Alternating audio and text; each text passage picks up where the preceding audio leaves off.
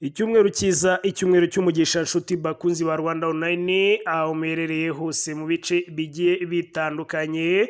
Turacyari ku itariki 3 z'ukwezi kwa gatanu 2026. Uyu nguyu ni wa mwanya tuza kubagezaho amakuru abagezweho muri aya amasaha. Tujye kunyarukira mu bice byinshi bigiye bitandukanye, turebe byinshi bikomeje kugenda bihavugwa. Gusa gucikwa amakuru yacu muri aka kanya no kunyagwa zigahera, dore ko hari amakuru menshi tugufitiye mashyashya cyane ari kuvugwa ku butaka bwa Repubulika ya Demokarasi ya Kongo ndetse no muri kano karere kose muri rusange. Tutabatindiye munyemere tubaze turebere hamwe ingingo nyamukuru tugiye kuganiraho muri aya makuru yacu. Amakuru yacu turahera ku butaka bwa Repubulika Iharanira Demokarasi ya Kongo. Ubu ngubu Kiliziya Gatolika ndetse na leta ya Kinshasa rurageretse, aho rero nyuma yaho Kiliziya Gatolika ibarizwa hano mu murwa mukuru wa Kinshasa igabweho ibitero.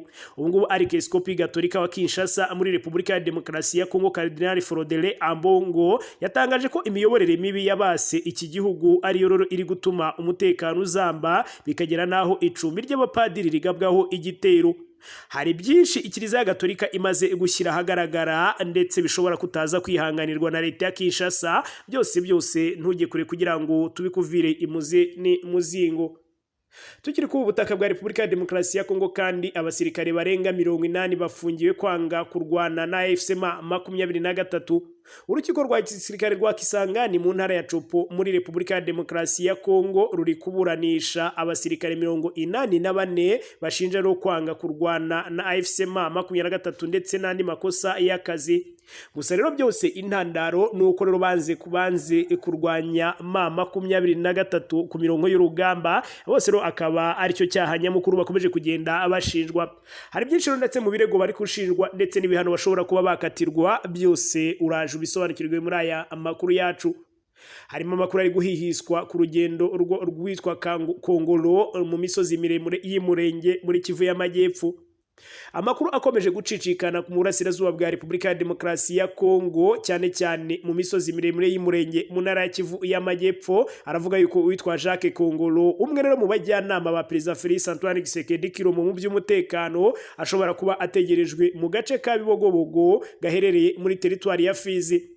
Uru ruzinduko rw'uyu mujyanama wa Perezida Félix Antoine Tshisekedi Tshilombo rwateye ikikango gikomeye cyane ku baturage b'Abanyamurenge. Ese ruraba rugamije iki? Byose nabyo ntujye kure kugira ngo urusheho kubisobanukirwa. Turagaruka ku makuru ndetse n'impaka z'ubushyamirane ndetse bukomeje mu burasirazuba bwa Repubulika ya Demokarasi ya Kongo, mu gihe ndetse agahenye n'ibiganiro byari bimaze gufata irangi.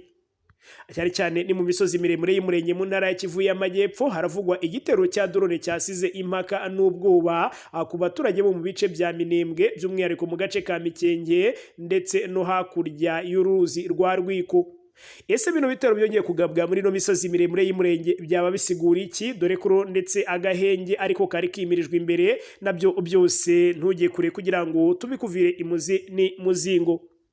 Turagaruka ku ruzinduko rwa nyakubahwa Perezida Paul Kagame i Dar es Salaam. Uru ruzinduko rero ngo rwitezweho guhindura icyerekezo cya diplomasi yo muri kano karere duherereyemo. Perezida wa Repubulika y'u Rwanda Paul Kagame yategerejwe mu ruzinduko rw'akazi rw'umunsi umwe mu gihugu cya Tanzania kuri iki cyumweru tariki 3 z'ukwezi kwa gatanu 2026. Uruzinduko rero biteganyijwe ko ndetse abigiramo ibiganiro by'ingenzi bishobora ndetse kugira uruhare rukomeye cyane mu gushimangira umubano w'ibihugu byombi ndetse no gutanga icyerekezo gishya mu bibazo by'akarere k'ibiyaga bigari. Hari byinshi runo ruzinduko ngo rushobora kuza gushyira ku murongo, harimo ndetse n'umwuka uri muri kano karere duherereyemo. Byose nabyo turaje tubirebere hamwe muri aya makuru yacu. Amakuru yacu n'umundi turakomereza mu gihugu cy'u Burundi kwa Perezida Evariste Ndayishimiye. Ishimwe yahaye umugore we ryongeye gutuma hari byinshi bihinduka muri politike y'iki gihugu. Ahangaha rero ku itariki ya mbere y'ukwezi kwa gatanu 2026, ubwo Uburundi bwizizaga umunsi mpuzamahanga w'umurimo, Perezida w'iki gihugu Evariste Ndayishimiye yongeye gushimangira ishimwe yita iry'indashyikirwa yahaye umugore we Madame Angeline Nayubaha kubera ibikorwa avuga yuko ari iby'ubugiraneza ndetse n'iterambere ry'abaturage. Uyu mukuru w'igihugu kandi yanagize byinshi atangaza, ariko byakomeje kugenda bituma bacika ururondogoro muri politike y'iki gihugu cy'u Burundi. Hari byinshi ndetse bikomeje kugenda bikurikira iri shimwe yahaye umugore we. hari byinshi ndetse ugiye gusobanukirwa muri aya makuru yacu.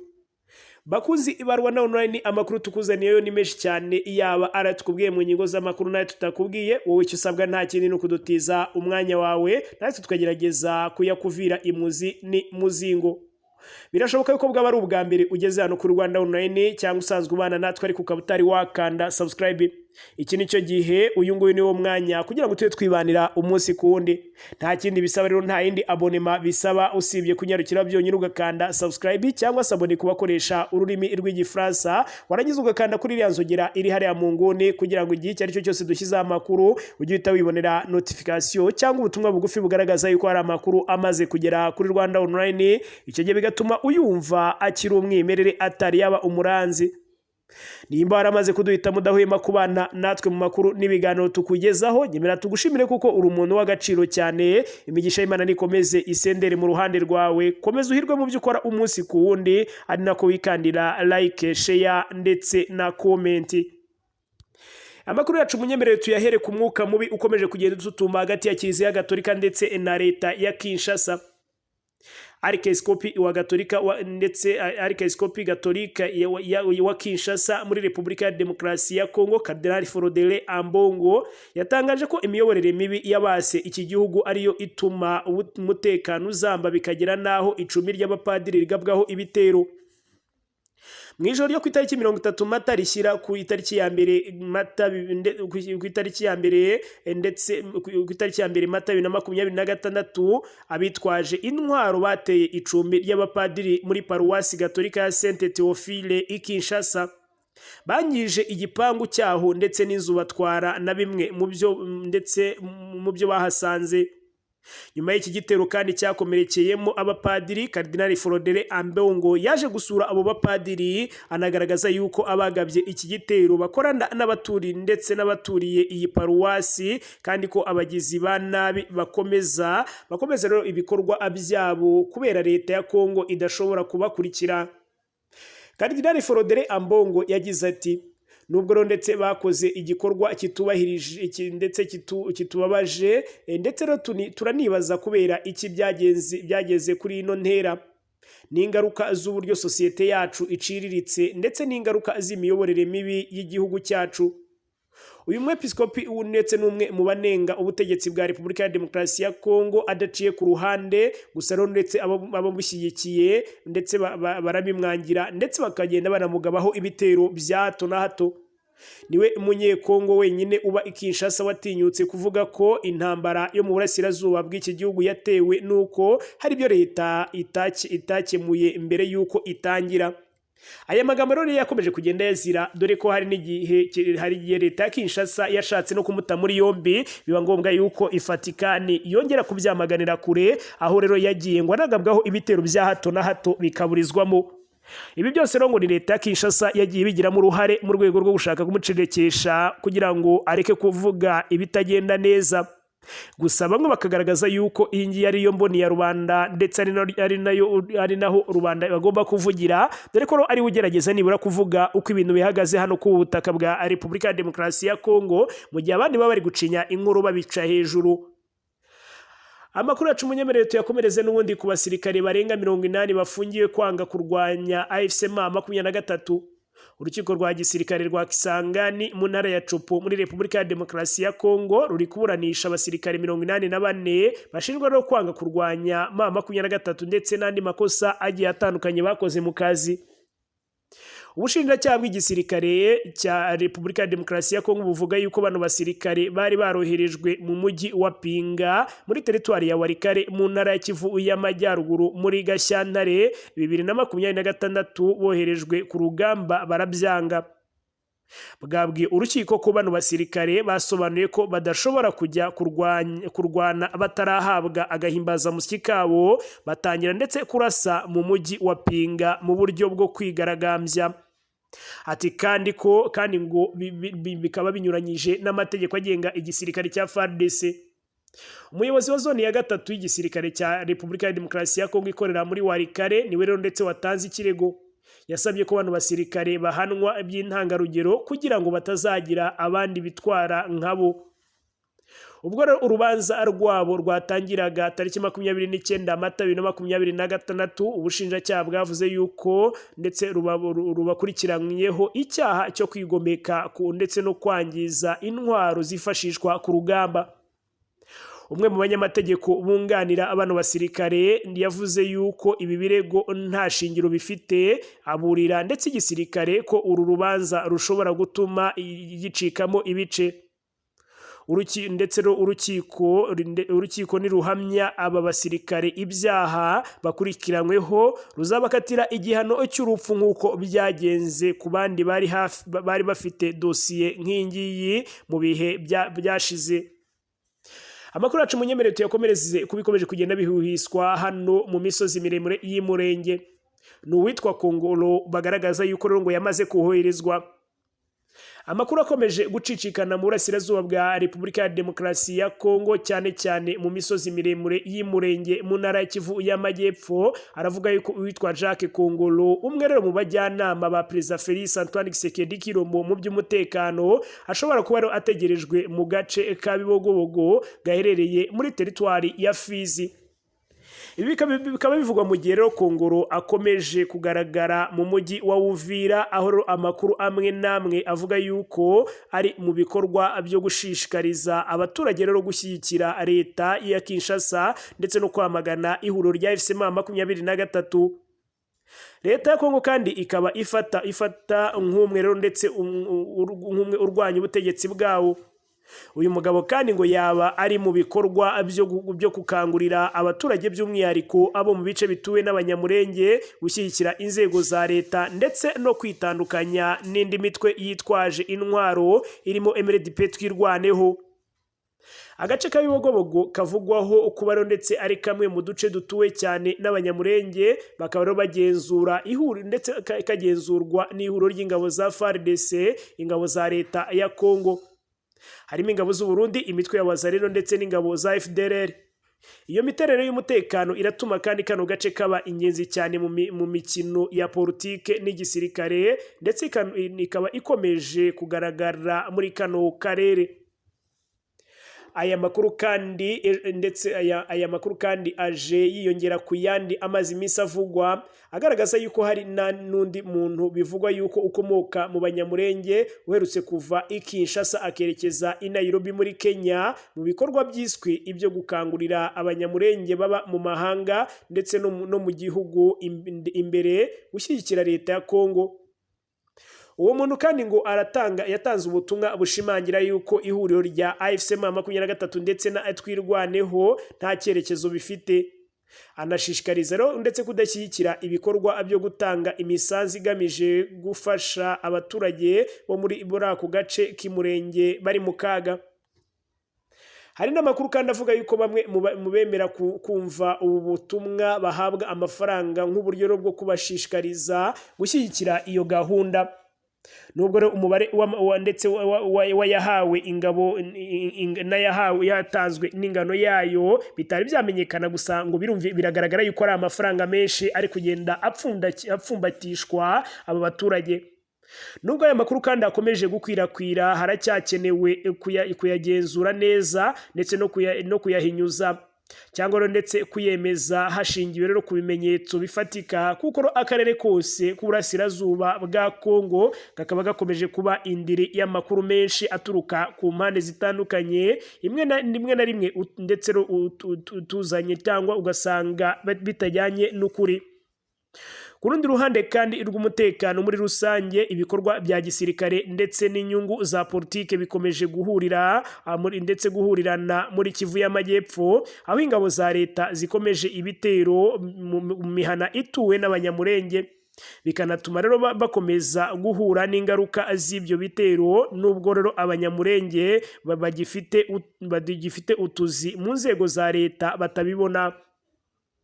Iyi nkuru kandi turacyayikurikiranira hafi kugira ngo hamenyekane ukuri kwa nyako, naho ibintu biri kwerekeza muri bino bice bikomeje kuba isibaniro ry'umutekano muke muri kano karere. turagaruka rero ndetse ku bundi bitero bikomeje kugenda bigabwa ku baturage b'Abanyamulenge. Ahangaha ni mu misozi miremire y'Umurenge mu ntara ya Kivu y'Amajyepfo, haravugwa rero igitero cya drone cyasize rero impaka n'ubwoba mu baturage no mu bice bya Minembwe, by'umwihariko mu gace ka Mikenke no hakurya y'uruzi rwa Rwiko. Amakuru aturuka ku baturage batuye muri ibyo bice avuga yuko ku manywa yo kuri uyu wa gatandatu tariki 2 z'ukwezi kwa gatanu 2026 drone zagaragaye zitera ibisasu mu bice bituwe n'abaturage, bikaba ndetse byakomereje no mu bindi bice bitandukanye byo hakurya y'uruzi rwa Rwiko muri Minembwe. Ubuhamya bw'umwe mu baturage ndetse bwagiye hanze bwagiraga buti: yego ku manywa ndetse drone yateye ibisasu hano za Mikenke no hakurya y'uruzi rwa Rwiko. Bamwe rero mu baturage baravuga yuko ibi bitero byakurikiye ibindi bikorwa nk'ibi ngibi byagiye bivugwa mu minsi ishize, byahitanye abantu benshi ndetse byangiza n'inzu ndetse n'imyaka n'amatungo, bikaba kandi byarateye n'impungenge zikomeye cyane ku mutekano w'abaturage basanzwe batuye muri ibyo bice. Ku bijyanye n'izi drone kandi abaturage baravuga yuko zikoreshwa n'ingabo za Repubulika ya Demokarasi ya Kongo FARDC ku bufatanye n'iz'u Burundi ndetse n'imitwe bafatanya harimo Wazalendo na FDLR. Ihuriro rya Alliance Fleuve Congo ma 23 hamwe na MRDP twirwaneho ndetse bakunze kugaragaza impungenge ku mutekano w'abaturage ndetse bo muri kano gace, bavuga yuko ibikorwa nk'ibi ngibi bishyira abaturage mu kaga kandi bikongera n'umwuka mubi mu burasirazuba bwa Kongo. Ku rundi ruhande kandi ubuyobozi bw'igisirikare ntiburagira icyo butangaza ku by'iki gitero cyangwa no kubivugwa muri nyirabayazana wacyo. Ahangaro ndetse kuri ibi ibitero ndetse byabaye kuri no munsi nta makuru ndetse aratangazwa yemeza niba koko hari abaguye muri ibyo bitero cyangwa ibyangiritse mu buryo burambuye. Ahangaha ariko kandi bikomeje kugenda bigaragaza yuko ibi bitero byangije byinshi kandi bikanivugana abenshi. Ibibera muri Minembwe ndetse no mu nkengero za Rwiko biragaragaza yuko umutekano mu burasirazuba bwa Repubulika ya Demokarasi ya Kongo ukomeje kuba ikibazo gikomeye cyane, aho amakuru atandukanye atangwa n'impande zitandukanye agaragaza yuko ingabo za FARDC n'abafatanyabikorwa bazo bakomeje imyiteguro yo kugaba ibitero ku baturage b'Abanyamulenge. Amakuru yacu munyemerere etuve hano ku butaka bwa Repubulika ya Demokarasi ya Kongo tuyakomereze muri aka karere duherereyemo. Nyakubahwa Perezida Paul Kagame ndetse ategerejwe i Dar es Salaam uyu munsi, uruzinduko rwitezweho guhindura icyerekezo cya diplomasi muri kano karere. Perezida wa Repubulika y'u Rwanda Paul Kagame ategerejwe mu ruzinduko rw'akazi rw'umunsi umwe mu gihugu cya Tanzania kuri iki cyumweru tariki 3 z'ukwezi kwa gatanu 2026. N'uruzinduko biteganyije ko ari rugiremo ibiganiro ndetse by'ingenzi cyane bishobora ndetse no kugira uruhare rukomeye cyane mu gushimangira umubano w'ibihugu byombi no gutanga icyerekezo gishya ku bibazo by'akarere k'ibiyaga bigari. Kuko byatangajwe n'umuvugizi w'ibiro bya Perezida wa Tanzania Bakari Si Machumu, Perezida Paul Kagame azakirwa na mugenzi we Samia Suluhu Hassan, aho bazagirana ibiganiro byimbitse byibanda ku bufatanye mu bukungu, umutekano ndetse n'imikoranire ya diplomasi. Uruzinduko ruje rukurikirana urwo Minisitiri w'Ububanyi n'Amahanga wa Tanzania Mamadu Tabi Kombo yagiriye mu Rwanda. Rwari rugamije gutegura ndetse no gukomeza gushimangira ubufatanye bw'ibihugu byombi ndetse mu byitezwe kuganirwaho ndetse bakaba harimo guteza imbere ubucuruzi ndetse n'ishoramari. U Rwanda rukoresha cyane icyambu cya Dar es Salaam ndetse runyuzaho igice kinini cy'ibicuruzwa rutumiza mu mahanga. Harimo gukomeza kunoza imikoranire ndetse bizatuma ubwikorezi burushaho kwihuta ndetse no kugabanya ibiciro. Harimo kwihutisha imishinga n'ibikorwa remezo. Harimo umushinga wa gari ya moshi uhuza Saka ndetse na Kigali uzafasha mu koroshya ubwikorezi bw'ibicuruzwa ndetse no kongera ubuhahirane muri kano karere.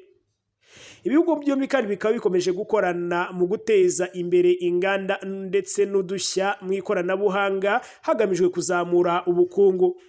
muri uruzinduko rufite uburemere bwihariye mu bya diplomasi cyane cyane ku bibazo by'umutekano bikomeje kugaragara muri kano karere. Ku bijyanye n'igihugu cy'u Burundi, Tanzania isanzwe ifitanye umubano wa hafi nabwo, ariko ndetse ibiganiro bya Kigali bishobora gutanga umurongo mushya ndetse wo kugabanya umwuka mubi hagati y'ibihugu byombi no gushishikariza ibiganiro byubaka hagati y'u Rwanda ndetse n'igihugu cy'u Burundi, Tanzania ibigizemo uruhare. Ku ruhande rwa Repubulika ya Demokarasi ya Kongo, uru ruzinduko kandi ruje mu gihe umubano hagati yayo n'u Rwanda ukomeje kuba mubi cyane, by'umwihariko ku bikorwa by'umutekano muke mu burasirazuba bwa Repubulika ya Demokarasi ya Kongo. Kuba Tanzania n'igihugu gifite ijambo rigikomeye mu miryango y'akarere ka EAC ndetse na SADC, ibiganiro ndetse na Kigali bishobora ndetse gutuma habaho uburyo bushya bwo gushaka igisubizo kirambye muri bino bibazo byugarije aka karere, by'umwihariko hagati y'u Rwanda n'ibihugu bigiye bitandukanye harimo u Rwanda, Burundi ndetse na Repubulika ya Demokarasi ya Kongo. Mu buryo rero ndetse busesenguye, uru ruzinduko ruragaragaza ko u Rwanda rushaka umwanya ukomeye mu bucuruzi bw'akarere ndetse rwigizayo imbogamizi zituruka ku mutekano mukeya mu burasirazuba bwa Repubulika ya Demokarasi ya Kongo. Harimo gushimangira ubufatanye mu by'umutekano hagamijwe kurwanya imitwe yitwaje intwari ihungabanya amahoro muri kano karere. Kwagura diplomasi ishingiye ku bufatanye bw'akarere, aho rero ibihugu bikorana mu nyungu rusange aho guhangana. Abikurikiranira hafi kandi baragaragaza yuko uru ruzinduko rushobora kugira ingaruka zikurikira: gushimangira umutekano n'ubufatanye hagati y'u Rwanda na Tanzania, bikagabanya icyuho cyashoboraga gukoreshwa n'imitwe ihungabanya umutekano. Gutuma ibihugu byo mu karere byongera gushira imbere ibiganiro bya diplomasi aho gukoresha imbaraga za gisirikare. Kwihutisha imishinga y'iterambere ishobora guteza imbere ubukungu bw'akarere kose muri rusange. Uruzinduko rwa nyakubahwa Perezida Paul Kagame kandi muri Tanzania ntiruragarukira gusa ku gushimangira umubano w'ibihugu byombi, ahubwo rero ruragaragaza icyerekezo gishya cya diplomasi y'u Rwanda mu karere, ndetse n'intambwe ishobora kugira uruhare mu guhindura imiterere ndetse n'imibanire y'ibihugu byo mu karere k'ibiyaga bigari, cyane cyane mu bijyanye n'ubukungu, umutekano ndetse n'imikoranire ishingiye ku nyungu rusange. Mu gihe ibiganiro bizibanda ku bufatanye bufatika, abakurikiranira hafi politike yo muri kano karere bategereje niba koko uru ruzinduko ruzatanga igisubizo bifatika ku bibazo by'akarere bimaze igihe kirekire. Amakuru yacu munyemerere tuve mu gihugu cya Tanzania ndetse no ku ruzinduko rwa nyakubahwa Perezida Paul Kagame, twigarukire ku mpano ikomeje kurikuruza, impano Perezida Evariste Ndayishimiye w'u Burundi yageneye umufasha we cyangwa umudamu we.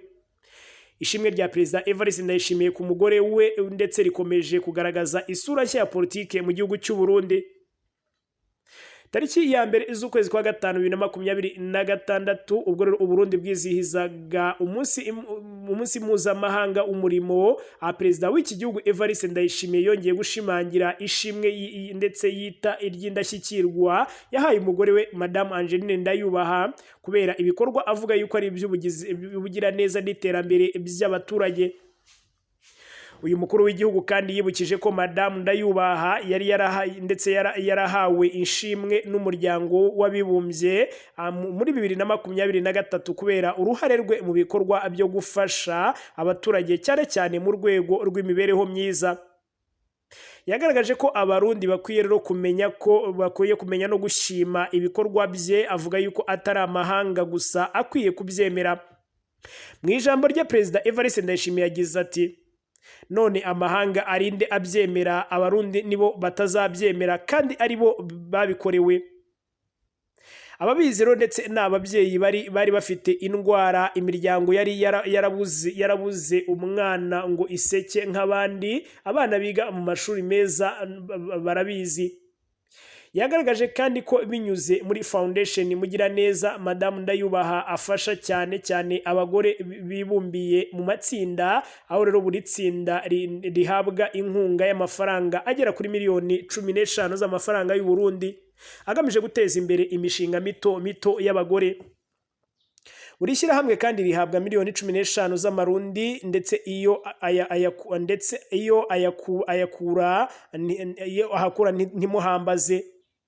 Icyo nzi nuko bamushyigikira ndetse ibyo bamuhaye nawe akabiha abandi ni byiza cyane.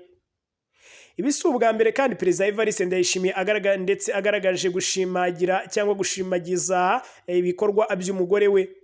Mu kwezi kwa gatatu 2026 nyuma y'umunsi mpuzamahanga w'abagore nabwo rero yamuhaye igihembo nk'umugore w'indashyikirwa mu guteza imbere abagore.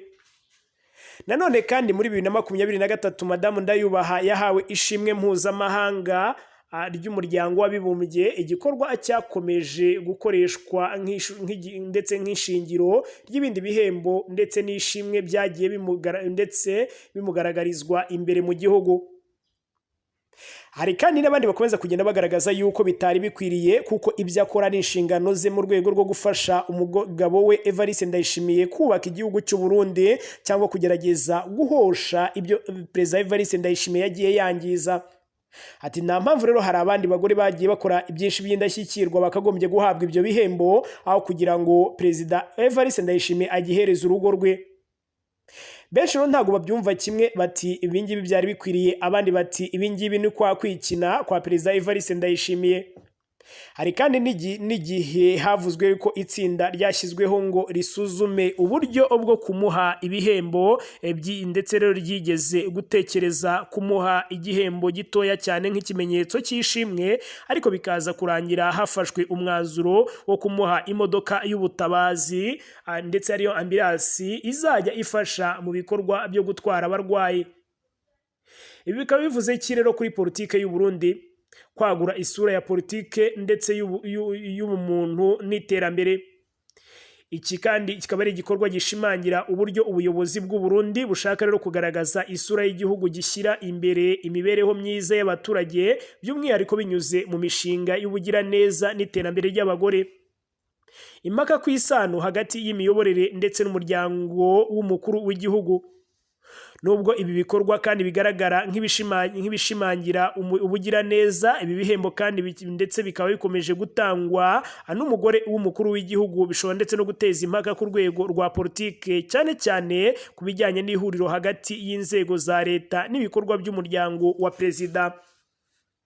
Abasesenguzi bamwe babifata nk'ishyirwa imbere ry'ibikorwa byiza by'umuryango w'umukuru w'igihugu, mu gihe abandi babibona nk'ibibazo by'ishusho ya political optics.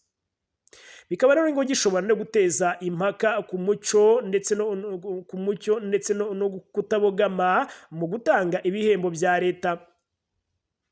Uruhare rw'imiryango mpuzamahanga. Ishimwe rya ONU ndetse ryahawe Madamu Ndayubaha muri 2023 rikomeje gukoreshwa nk'ishingiro ryemeza ibikorwa bye. Ibi biratuma rero umubano w'u Burundi n'imiryango mpuzamahanga ugaragara mu buryo bwiza mu rwego rw'iterambere ry'abaturage, nubwo rero isesengura rya politike ry'imbere mu gihugu rikomeje ndetse kuganirwaho. Ku rwego mpuzamahanga kandi ibi bikorwa bishobora ndetse gufatwa ndetse nk'igerageza ryo kwerekana u Burundi nk'igihugu gishyira imbere iterambere ry'umugore n'imibereho myiza.